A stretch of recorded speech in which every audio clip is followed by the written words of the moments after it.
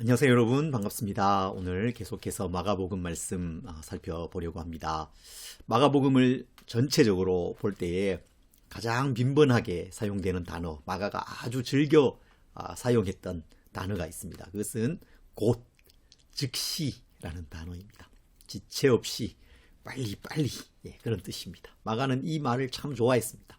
예수님의 그 행하신 일들을 기록하면서 아주 속도감 있게 기록한 것입니다. 즉시, 곧, 빨리 지체 없이 이야기들을 아주 짧게 탁탁 치면서 이렇게 써 내려가는 것을 볼 수 있습니다. 그런데 후반부로 들어가면 분위기가 좀 달라집니다. 이야기의 속도가 느려집니다.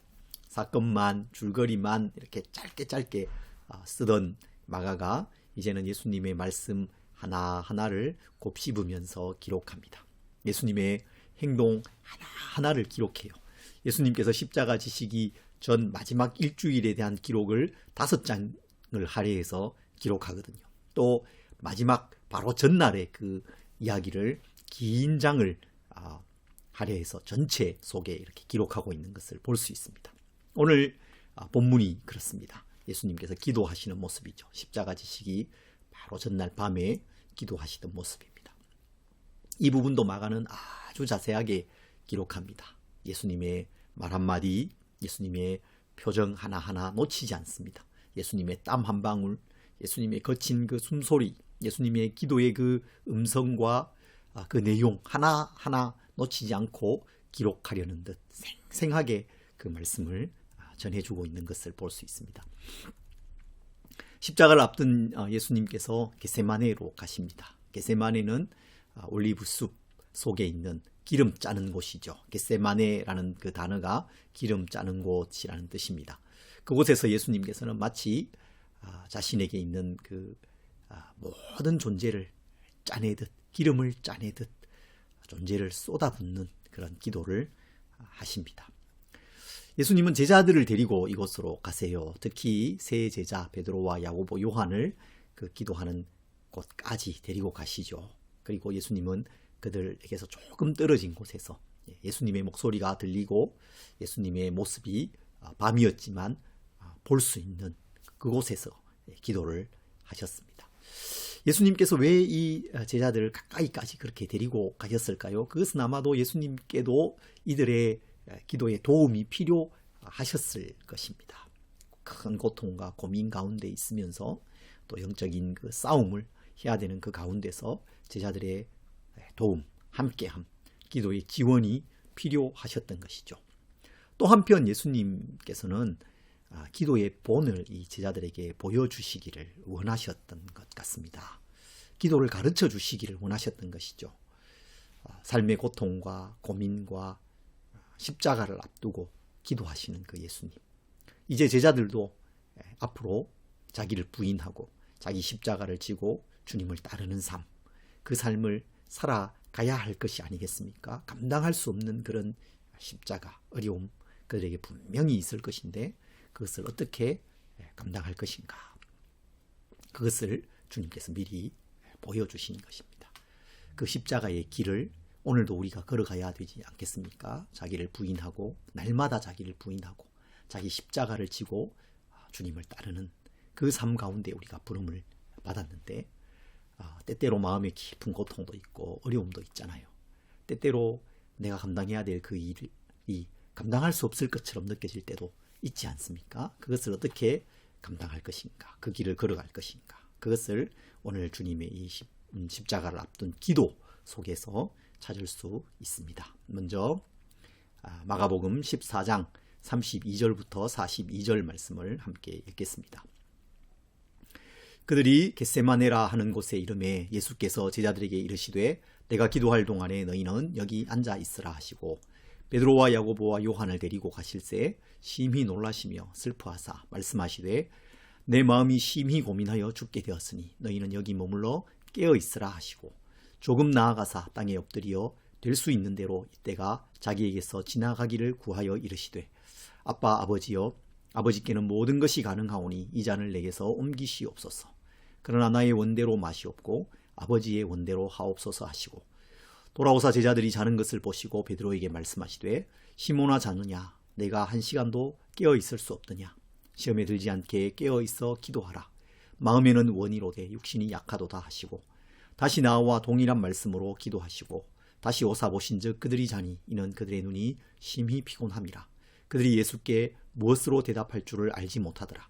세 번째 오사 그들에게 이르시되 이제는 자고 쉬라 그만 되었다 때가 왔도다 보라 인자가 죄인의 손에 팔리느니라 일어나라 함께 가자 보라 나를 파는 자가 가까이 왔느니라. 아멘. 이 말씀 가운데서 우리는 예수님의 기도의 모습 또 기도를 통해 우리에게 가르쳐 주시기를 제자들에게 가르쳐 주시기를 원하셨던 그 기도를 배울 수 있습니다. 먼저는 주님께서 마음의 깊은 고통과 고민 속에서 기도의 자리로 나아가신 것을 볼 수 있습니다.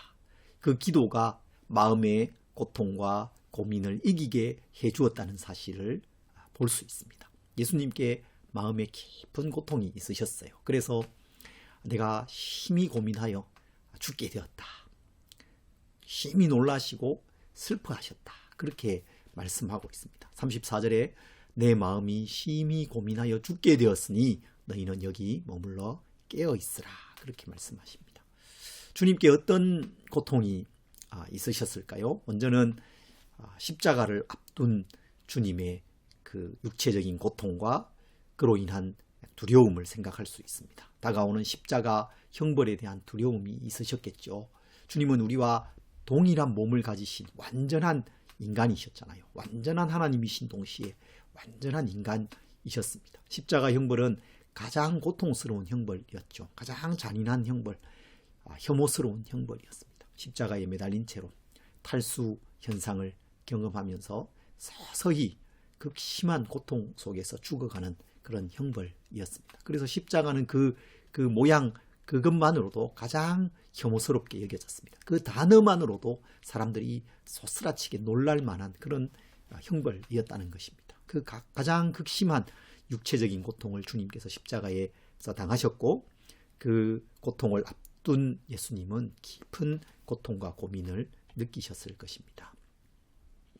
그뿐만 아니라 정신적인 고통, 정서적인 고통이 있으셨습니다.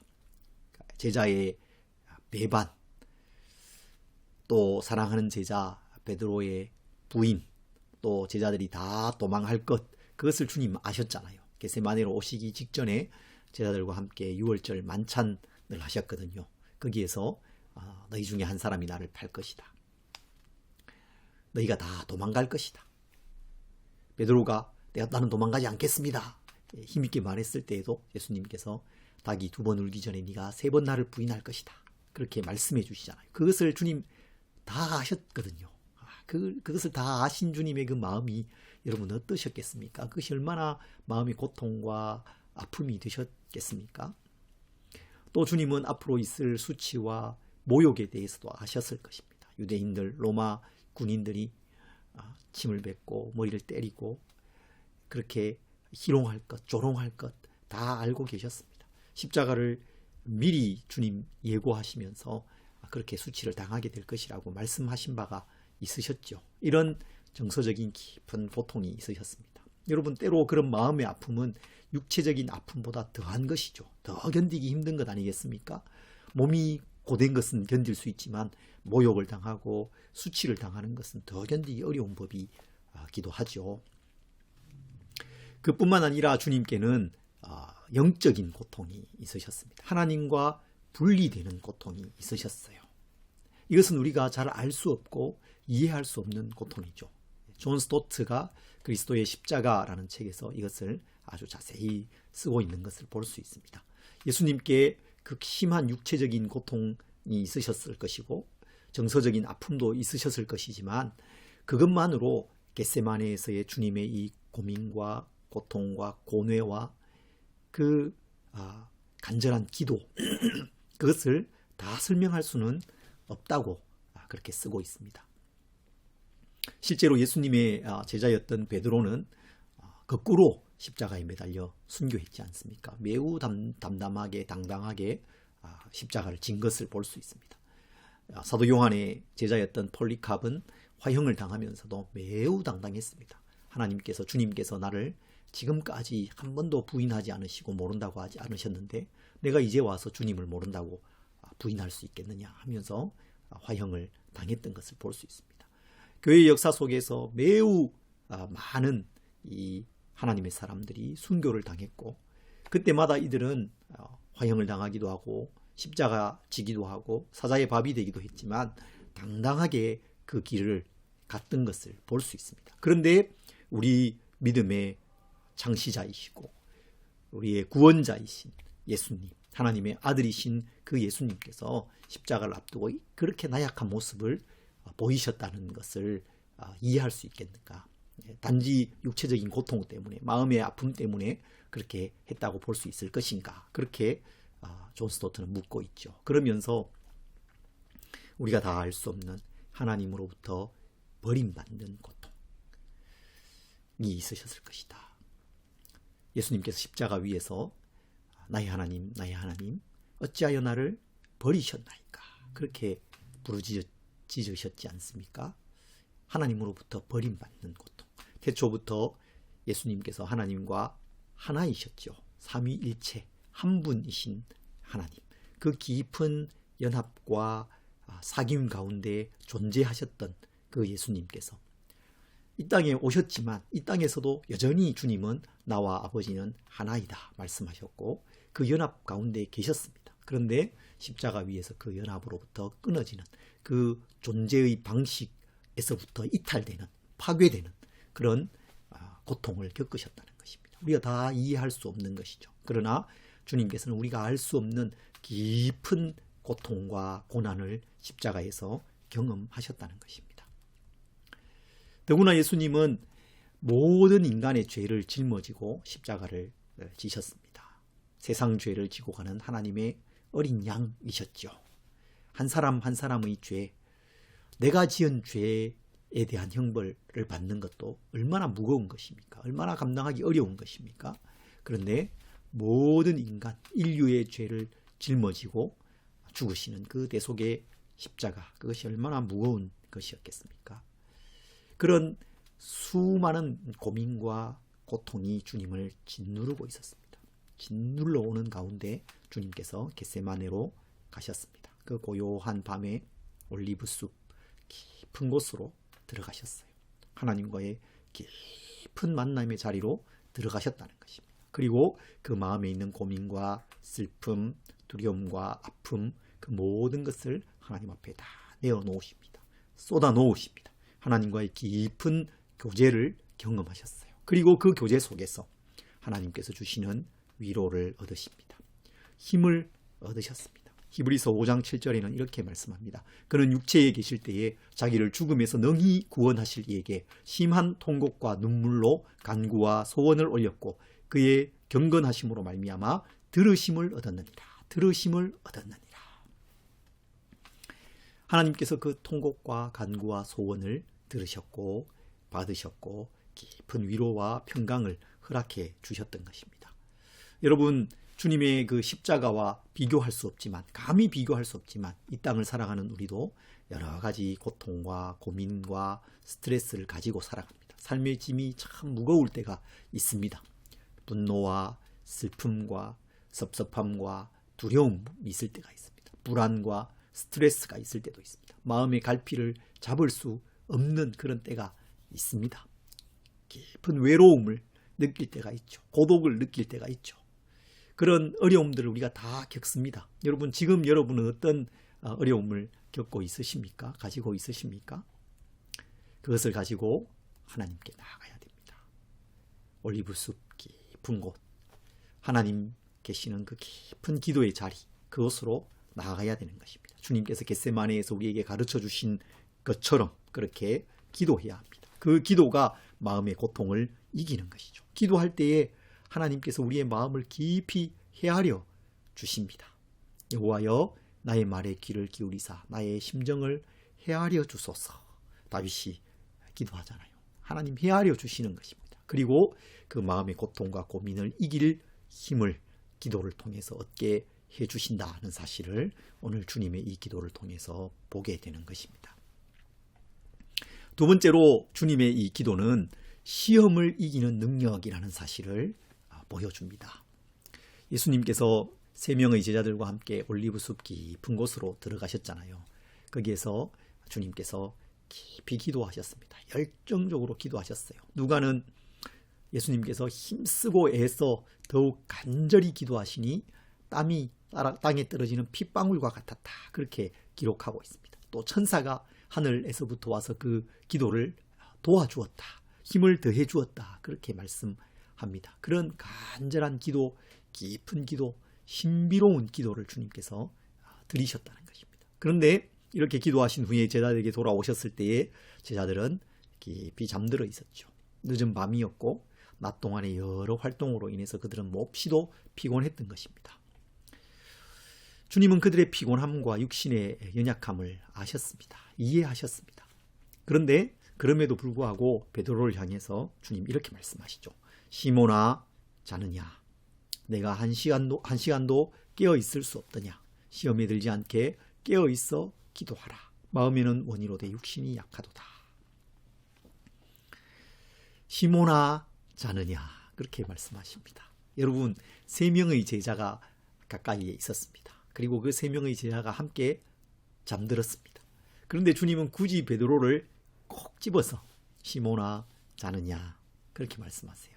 매우 친근한 부르심이죠. 그러나 그 속에 무엇이 담겨 있습니까? 예수님의 그 베드로를 향한 연민과 안타까움, 그런 게 담겨 있는 거죠. 주님 왜 베드로를 이렇게 콕 집으셨습니까? 우리가 그 이유를 알고 있죠. 마지막 만찬 자리에서 예수님께서 제자들이 다 나를 버릴 것이다. 그렇게 말씀하시자 베드로가 다 버릴지라도 나는 그리하지 않겠습니다. 나는 버리지 않겠습니다. 말합니다. 그러자 예수님께서 제자에게 베드로에게 말씀하시기를 오늘 이 밤 닭이 2번 울기 전에 내가 3번 나를 부인하리라. 그러자 베드로가 대답합니다. 14장 31절인데요. 베드로가 힘있게 말하되 내가 주와 함께 죽을지언정 주를 부인하지 않겠나이다.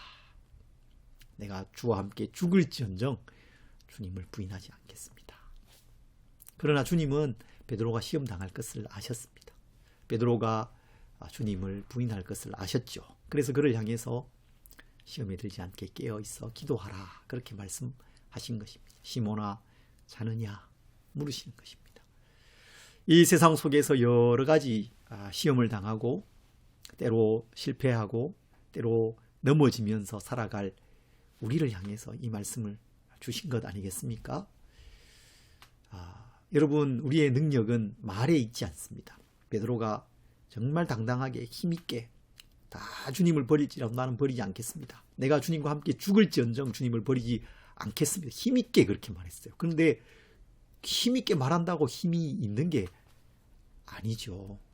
그 힘이 어디에서 오는 것입니까? 주님을 부인하지 않고 당당하게 주님을 인정하면서 복음을 전할 그 능력이 어디에서 오는 것입니까? 바로 기도해서 오는 것이죠. 깨어 기도할 때 그 능력이 오는 것입니다. 주님 승천하신 이후에 제자들이 모여서 간절하게 기도했고 그들에게 성령이 임했을 때에 비로소 그들이 능력을 얻게 되잖아요. 권능을 얻게 되잖아요. 그 유대인들의 지도자 앞에서도 당당하게 말할 수 있는 능력이 그들에게 생겼던 것을 볼 수 있습니다. 그런데 깨어 기도하지 못했던 그 동산에서 잠들어 있었던 이 베드로는 그 능력이 없었던 것입니다. 말은 강하게 했지만 사실 그 능력이 없었던 것이죠. 그래서 불과 몇 시간 지나지 않아서 베드로의 대제사장의 그 뜰에서 주님을 부인합니다. 작은 여자아이가 와서 너도 저 사람과 함께 있었지? 그 한마디에 그의 마음이 다 무너져 내립니다. 아니야. 화들짝 놀라면서 예수님을 부인했던 것을 볼 수 있습니다. 기도가 여러분 능력입니다. 깨어 기도할 때에 시험을 이기고 견딜 능력을 얻게 되는 것입니다. 예수님께 십자가를 지는 것은 가장 큰 시험이었죠. 그것을 주님은 간절한 기도, 힘쓰고 애써 하나님께로 나아가는 그 기도를 통해서 이기셨던 것을 볼 수 있습니다. 주님은 그 무거운 십자가를 지실 힘을 얻으셨고 그것을 감당해 내셨습니다. 그리고 그 본을 우리에게 보여주고 계십니다. 시험을 이길 능력이 어디에서 오는가? 그것을 보여주고 계시는 것입니다. 여러분, 때로 우리가 참 많이 분주합니다. 참 많이 피곤합니다. 우리가 약합니다.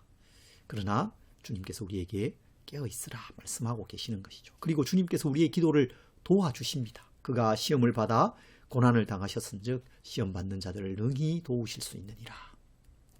또 성령님이 우리의 기도를 도우시죠. 이와 같이 성령도 우리의 연약함을 도우시나니. 어떻게 우리를 도우십니까? 우리는 마땅히 기도할 바를 알지 못하나 오직 성령이 말할 수 없는 탄식으로 우리를 위하여 친히 간구하시느니라. 그렇게 도와주십니다. 기도가 시험을 이기게 합니다. 여러분, 여러 시험 속에 지금 있잖아요. 여러 어려움 속에 이 시대가 있고 우리가 있습니다. 교회가 있습니다. 기도로 이기시기 바랍니다. 앞으로도 여러분, 우리에게 여러 가지 시험이 있을 것입니다. 시험에 들지 않도록 깨어 있어 기도하는 우리 성도님들 되시기를 바랍니다. 세 번째로 예수님의 이 겟세마네 기도를 통해서 우리가 배울 수 있는 것은 하나님의 뜻을 구하는 기도입니다. 하나님의 뜻에 나의 소원을 맞추는 것입니다. 여러분, 이것이 우리 본문의 순서로는 두 번째 중간에 나오지만 기도의 가장 깊은 차원이고 기도의 가장 궁극적인 목표라는 점에서 이것을 마지막으로 살펴보려고 합니다. 예수님께서 이렇게 기도하시죠. 36절에 이르시되 아빠 아버지여, 아버지께는 모든 것이 가능하오니 이 잔을 내게서 옮기시옵소서. 그러나 나의 원대로 마시옵고 아버지의 원대로 하옵소서. 참 짧은 기도이죠. 외울 수 있는 기도입니다. 한번 여러분 외워보십시오. 아빠 아버지여, 아버지께는 모든 것이 가능하오니 이 잔을 내게서 옮기시옵소서. 그러나 나의 원대로 마시옵고 아버지의 원대로 하옵소서. 그런데 이 짧은 기도에 정말 놀라운 기도의 깊이가 담겨 있습니다.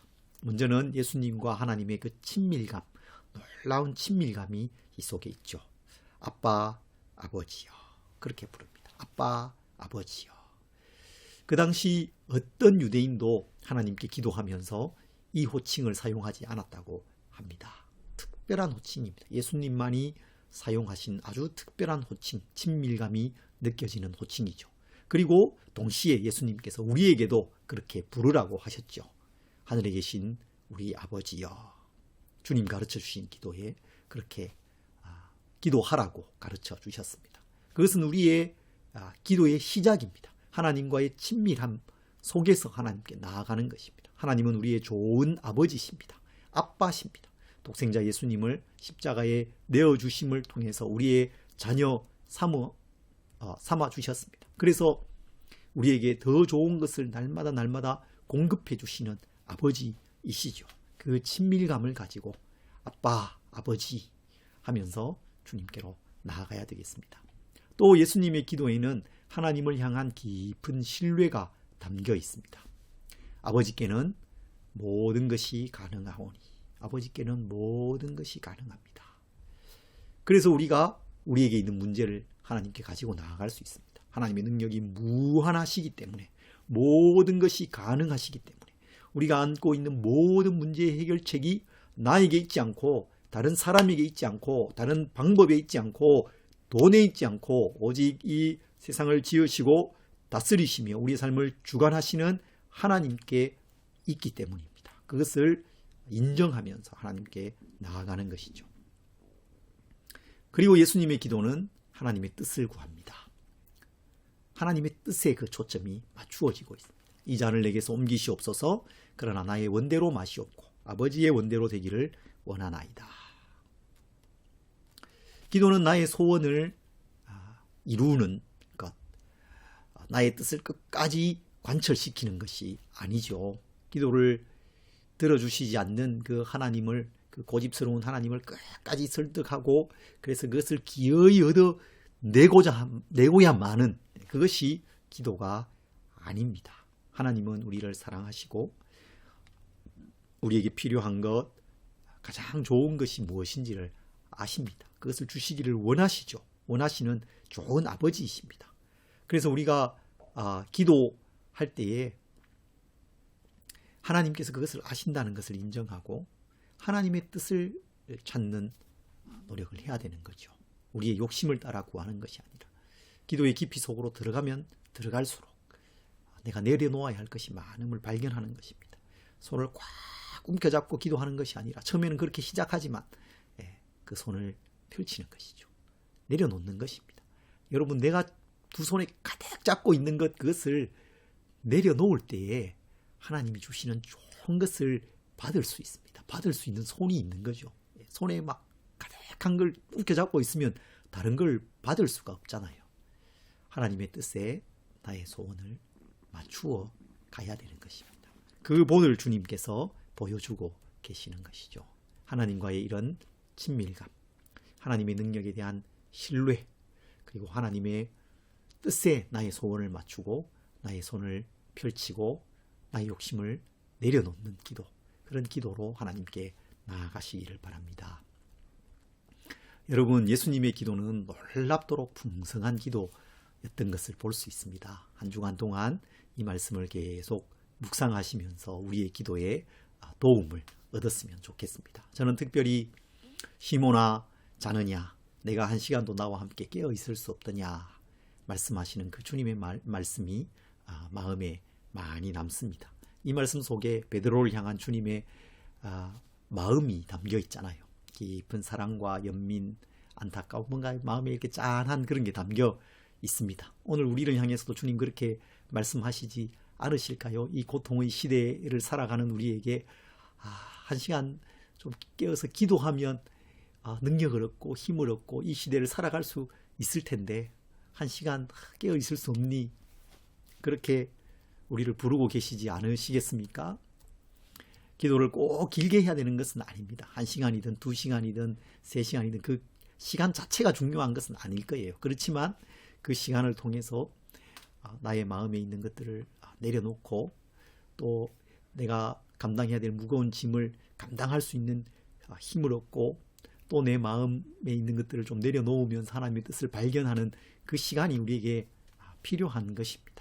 그 한 시간이 우리에게 필요한 것이죠. 주님께 그것이 한 시간의 기도, 너희가 한 시간 깨어 있으라 하는 그 한 시간의 기도인 것입니다. 주님은 그 한 시간의 기도 속으로 우리를 부르고 계십니다. 우리에게 이 한 시간의 기도가 있기를 소망합니다. 여러분, 그 한 시간이 우리의 마음을 변화시켜 갈 것입니다. 그 한 시간이 우리의 삶을 변화시켜 갈 것입니다.